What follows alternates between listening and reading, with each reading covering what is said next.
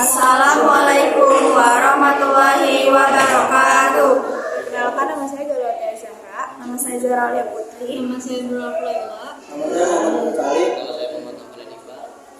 Di sini kami akan menjelaskan hadas besar, hadas sedang, dan hadas kecil beserta tata caranya.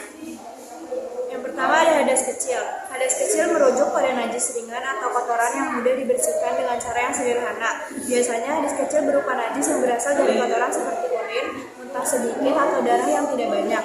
Cara membersihkannya adalah dengan mencuci tangan bagian yang terkena najis dengan air hingga najis tersebut hilang. Tata cara membersihkan hadas kecil: yang pertama, dicuci bagian yang terkena najis dengan air mengalir hingga najis tersebut kering dan hilang. Lalu jika najis tersebut menempel pada pakaian, cukup cuci dengan air hingga bersih tanpa perlu menggunakan sabun. Meskipun sabun bisa digunakan untuk menghilangkan bau atau noda yang tertinggal.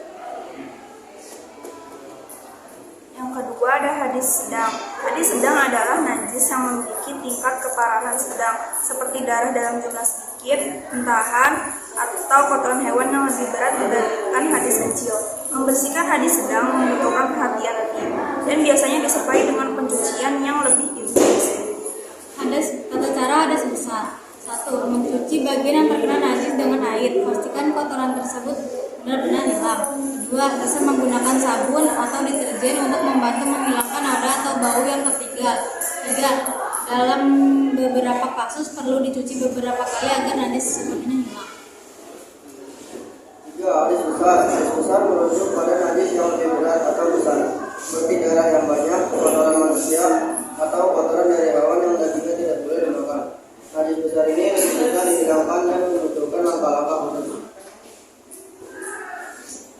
Tata cara membersihkan hadis besar. 1. Dicuci dengan air mengalir sampai najis hilang. 2. Bila najis terletak pada benda atau pakaian, maka benda tersebut harus dicuci dengan air sampai najis hilang. Bisa juga dengan menggunakan sabun atau bahan pembersih lain yang sesuai untuk menghilangkan noda atau bau. Pada beberapa keadaan, benda atau pakaian yang terkena najis besar mungkin perlu dicuci lebih dari sekali. Kesimpulannya, yang pertama hadis kecil, najis ringan, cukup dibersihkan dengan air. Yang kedua hadis sedang, najis lebih berat, bisa dibersihkan dengan air dan sabun. Yang ketiga hadis besar, najis yang paling berat perlu dicuci dengan teliti dan mungkin memerlukan beberapa kali pencucian. Secara umum, pembersihan najis dalam Islam harus dilakukan dengan air yang cukup untuk memastikan najis tersebut hilang sepenuhnya, sehingga seseorang bisa menjalankan ibadah dengan keadaan suci. Sekian dari kelompok kami. Wassalamualaikum warahmatullahi wabarakatuh.